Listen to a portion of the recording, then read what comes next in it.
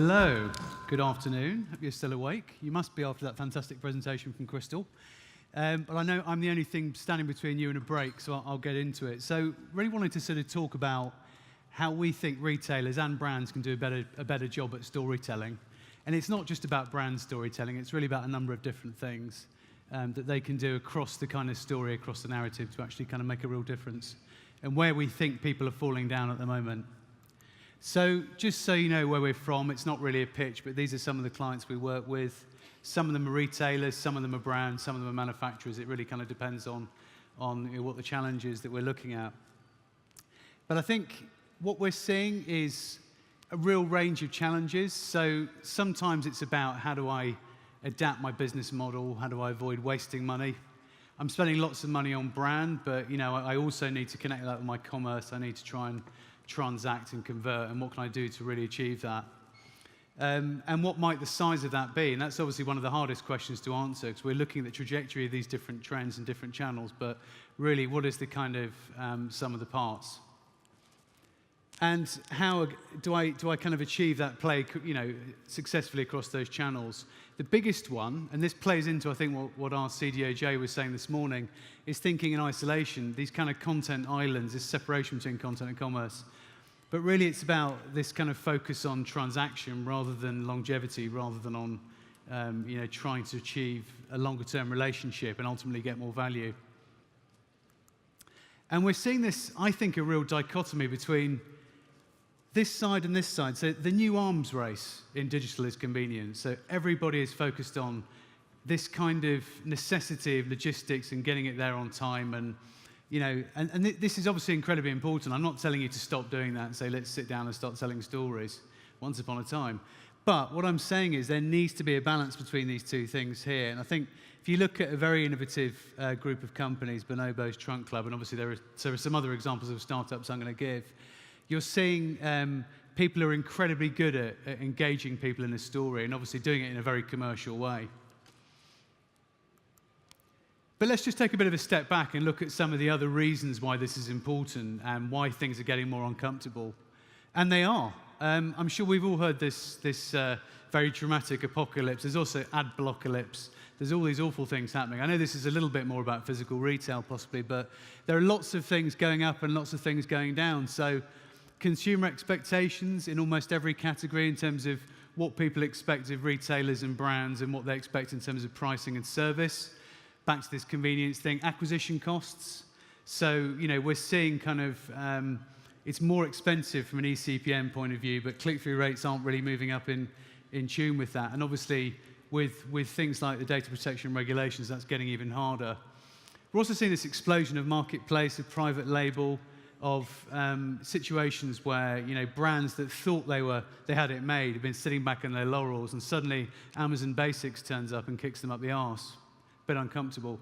And obviously the rather depressing store closures on the more sort of physical side of things. We're reading about that in the news the whole time. Also, the stats are out there about our attention spans are now worse than goldfish, ROI and loyalty, permission, company lifespan. So, there are really no safe havens. And obviously lots of different ways to do business as well. We're seeing cross-border is one example of where people are working out how to transact and having to tell a slightly different story in different locales.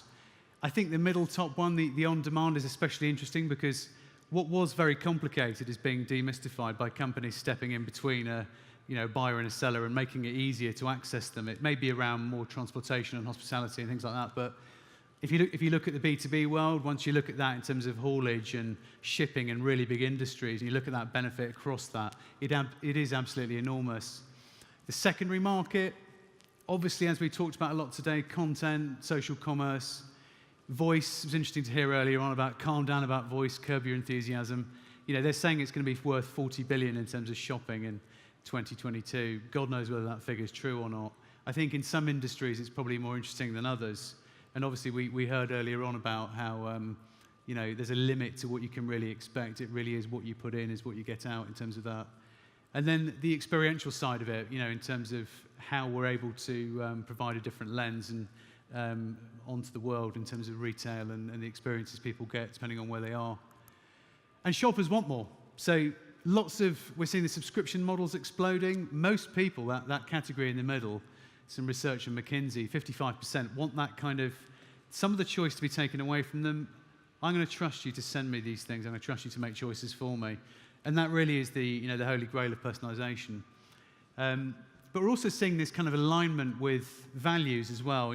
Brands, the old guard, are sort of struggling to maybe align with the values of millennials or the new shopper. And I think it's not just about value, it's about values. And there are other stats I've seen, 75% of millennials want to buy from companies that give something back. So I think that's really interesting. But again, how do you tell that story? It's not just about transaction. And people aren't there to buy. There's this massive pre-research, or pre-search as people are calling it. Apparently it's 80% in beauty. People are there to get information and to make a decision.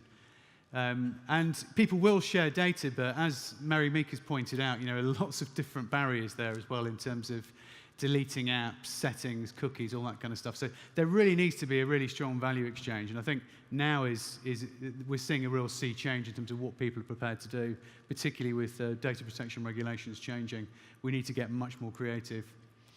Loyalty, this is very different in many categories, of course, but 90%, no loyalty in a recent McKinsey survey, and people switching brands the whole time. I suppose on the positive side, you've got every time someone goes out to research what they want to buy, it's a zero-sum game. You've got a chance to jump out and actually kind of be that brand and make a difference.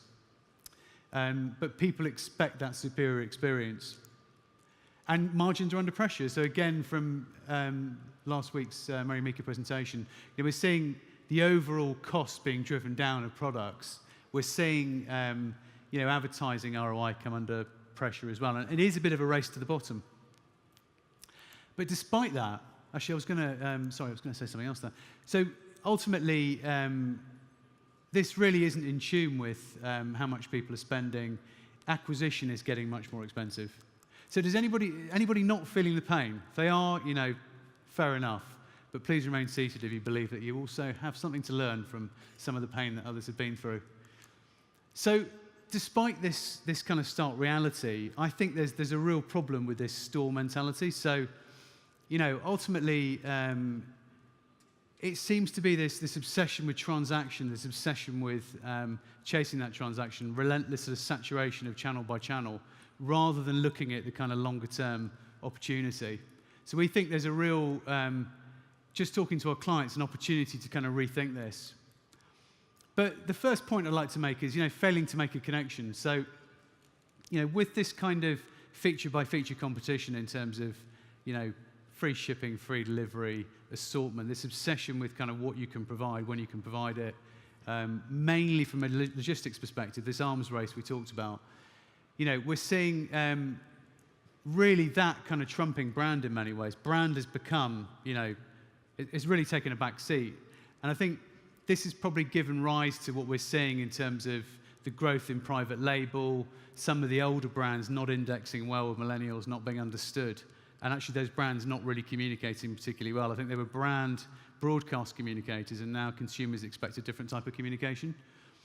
And this kind of no-name clothes thing, so this private label explosion with people like Amazon and other brands. So what we're seeing is everybody's now trying to get into this own label, private label, and it's particularly painful in apparel. There's lots of kind of uh-oh moments happening in athleisure and other areas of apparel and footwear where people are coming in and really they're just providing what people need at a much cheaper price because of the logistics, because of the ability to connect, to kind of deliver on that level. But are they forgetting the brand? Are they forgetting that side of it? The other thing for me is a personal and contextual experience. So it's always good to kind of Amazon bash a little bit. There's a couple of slides Amazon bashing a bit.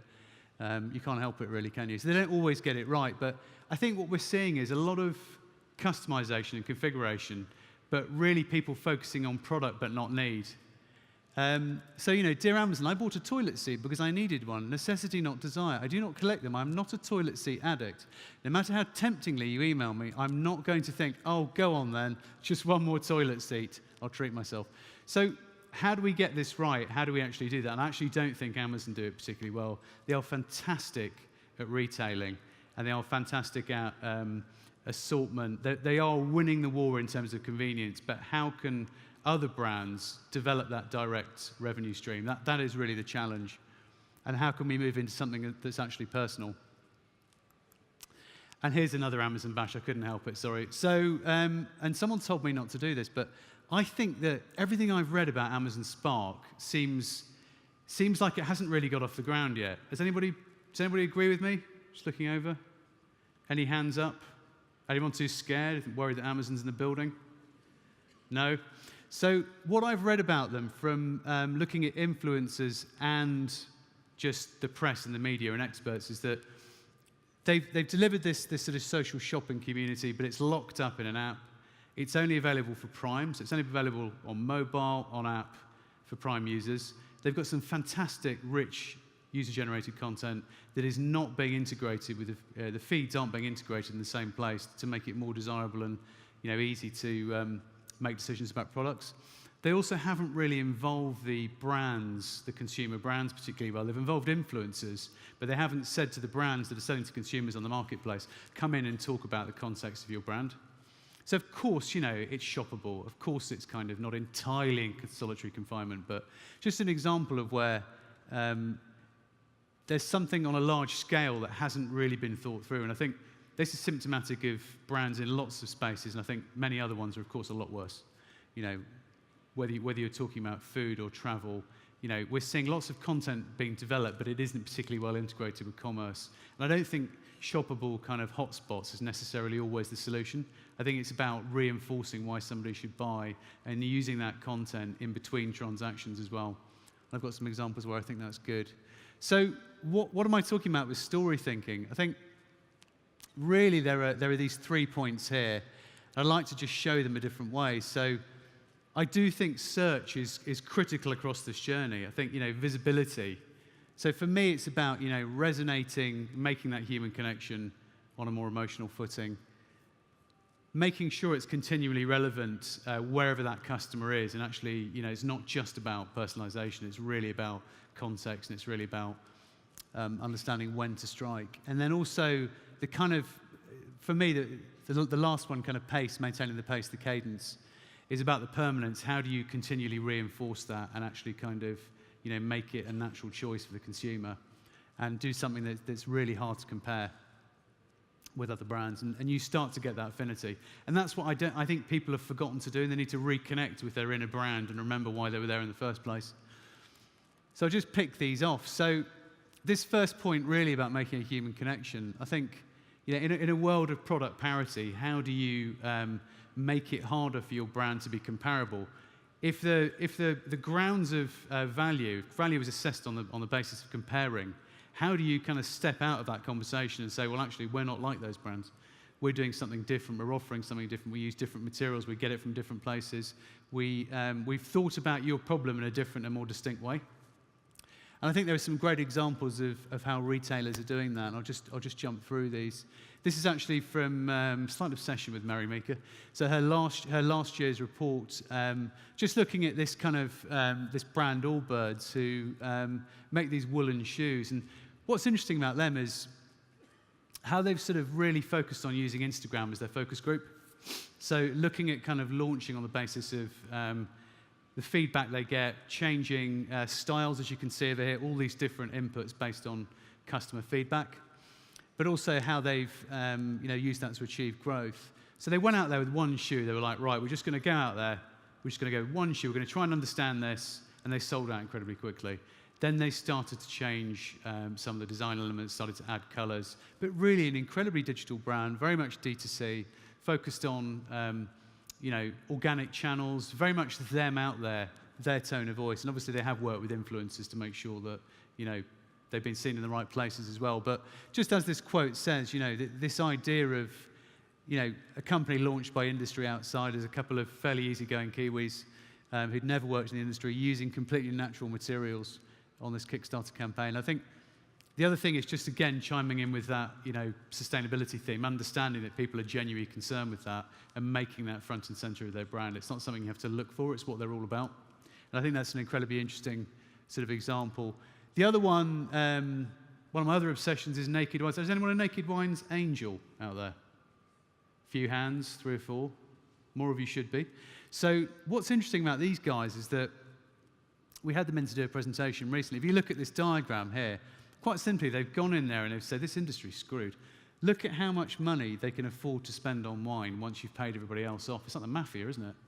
So basically, they've come in there and they've said, let's change this. Let's deliver quality. Let's deliver something that's more valuable to the consumer, but let's also support the consumer in making choices. Let's support the person who is actually creating that wine, the winemaker.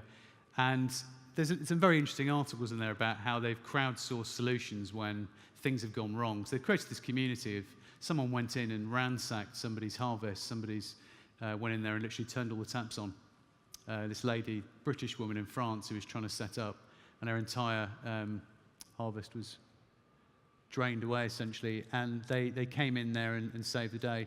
But everything they do is very rooted in this principle of sort of social entrepreneurship. There's this flexibility around how you can buy the product. You can kind of build up creds, if you like. You don't need to necessarily, credits rather, spend it. You also get this real sense of who's behind it and the choices and the curation that are being made. And there are some other similar models out there like Packed Coffee, but I think these guys really are creating something that resonates, that makes it very easy to continually buy from them as a retailer, and it makes them hard to compare. I'm also a member of the Wine Society. They don't talk to me like these guys do. This second one here about a narrative. So I think the key thing here is about how you, back to that personalization thing, how you create that sort of consistency of message, but also, you kind of manage to balance intervention and an automation with also ultimately offering people choice, but also with that ability to make very firm recommendations as well and actually eliminate choice to an extent, eliminate that analysis paralysis that you do, to be fair, come across on Amazon. So how do you make those firm recommendations with people who are time poor and really understand those people to deliver what they need? So I think this video will work. Let me try. So Grabble, I think, is very interesting because, as it says here, the Tinder of fashion.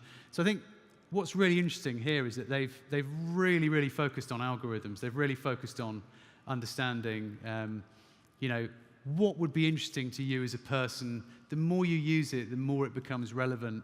And obviously, at the end of it, there's a seamless checkout process. So they've understand the kind of busy and bored generation who are there flipping and looking, and how they kind of consume, and how they're always kind of shopping, and how those fashionistas can be sort of, served. But also how brands, they are not a brand from a retail point of view, as a manufacturer, can work with them to promote their products to the right people, but really target those people. And again, they're combining expertise. They do have real stylists with what you're seeing in terms of the algorithmic side of it. And on the bonkers algorithm side, Stitch Fix. So you don't try and read this diagram up here, but these guys, I think, are particularly interesting, and they've actually started. They've only really just diversified into real e-commerce. What they were doing before, and what their real sort of heartland is basically working with brands to working with algorithms, and they have like a chief algorithms officer whose job is literally just to work out how to get someone the perfect stitch. Someone contacts them, someone sets up a subscription. How will they make those choices? And they combine, obviously, there is some human correction. But what they've started to do is they've started to not only use those algorithms to choose products, but actually design products.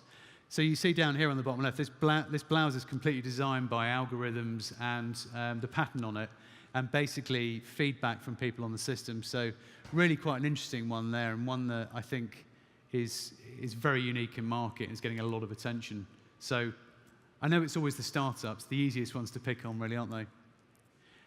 And again, this third area, how can you kind of, because you don't want the story to end, this idea of a strong ending. You want it to continue, but how do you keep that cadence? How do you keep that pace?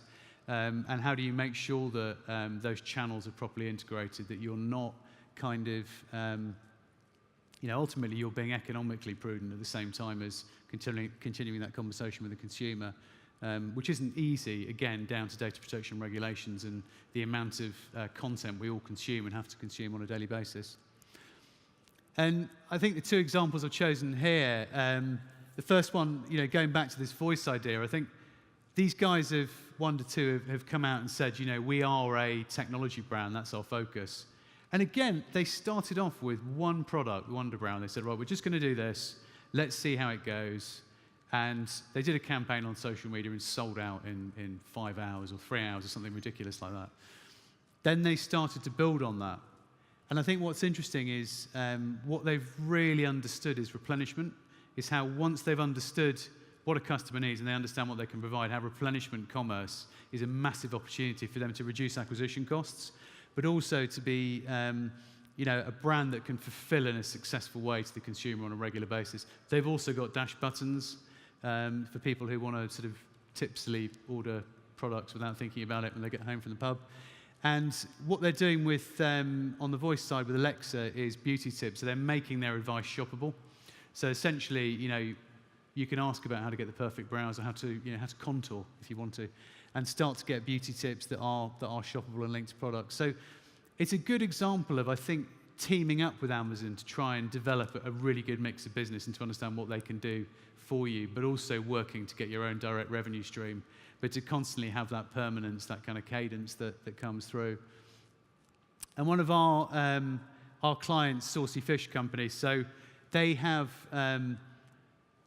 for a small brand, I mean, they were 2018, they were one of the top innovative global brands in terms of recent awards. So for a small brand, they really are incredibly innovative and content focused. And I think what their mission has always been is to try and communicate the kind of benefits of eating fish, how you can shake things up, the variety of kind of options and dishes, and how actually you can kind of eat a different dish every day of the week. So for them, their content has been very focused on working with influencers, all the sorts of things you'd expect, using things like Canvas to communicate at particular times. You can see they had a kind of romantic Tinder campaign. So content is their store. They've really focused on content as a way of getting through to their direct-to-consumer shop, which is on a relatively small scale. But what we're seeing here is seasonal focus on recipes. We're seeing the use of social, the use of editorial, but a real mixture of working with supermarkets and getting their own direct revenue stream. And they've tried, what's interesting is understanding the relationship between that unique reach and commerce and how they've actually kind of driven that at particular points. They've had flash sales, and again, they've sold something like 9,000 items in 2 hours around a particular campaign, working with an influencer. So these guys are persistent, they're consistent, and they've worked on every campaign, every channel you can imagine to get that kind of permanence and get that cadence. So it's a really quite an interesting example. So just thinking about, you guys as brands and retailers and as agencies, I think, just going back to those points, what is your, do you have a unique human proposition and value exchange beyond convenience? I think we do have to balance that need and that expectation for convenience, but how do you identify what your audience needs and how do you deliver that consistently? And how do you get permission to continue to do that? And again, permission is becoming harder and harder to come by. And make loyalty a natural thing without asking for loyalty. Understand how the subscription guys do it, but you don't necessarily need to ask for a subscription, or you can provide something more flexible.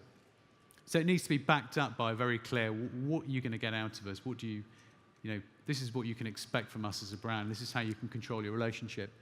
And I think the second thing here is being really programmatic about personalization. I'm not talking about necessarily display here, but programmatic from the point of view of how you understand how to kind of continually communicate and how you can involve the user in that.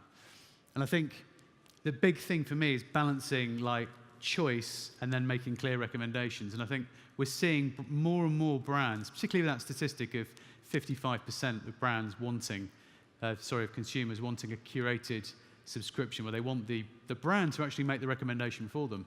And I think we saw some examples of that with AI-based bot search with Microsoft earlier on, which I thought were really interesting, with the shoes being paired with the trousers. But how do we get that balance? Give the person choice that they came for. So you've got the assortment, but you understand how to respond to the user need. And finally, serializing it. So how do you integrate content, commerce, and community really, and with search underpinning that, and go beyond just simply supporting product launches? How do you manage to continue that conversation? So I will end on that note. Thank you very much for listening.